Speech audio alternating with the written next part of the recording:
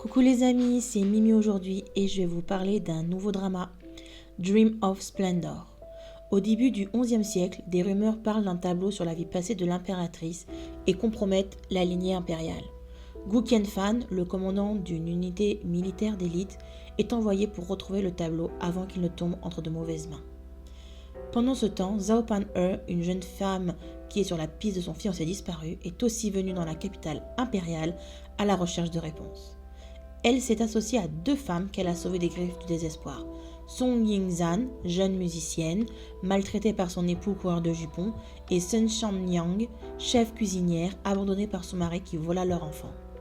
Les trois femmes ouvrent une petite maison de thé qui devient rapidement le centre d'intérêt de la ville grâce à leurs divers talents culinaires, musicaux et de préparation de thé.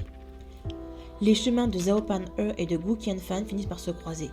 Bien qu'ils commencent par se méfier l'un de l'autre, ils se rendent compte qu'une collaboration pourrait être bénéfique pour tous. Mais que se passera-t-il lorsque la romance commencera à naître entre eux ?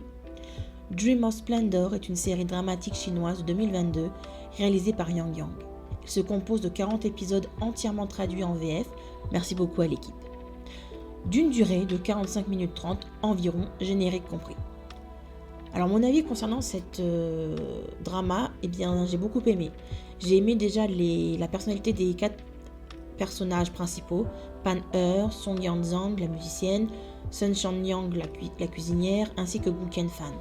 L'entraîne dont ils font preuve entre elles, et puis avec Gu Qianfan aussi, puis aussi l'intelligence que Pan-he a pour les affaires. C'est vraiment super sympa.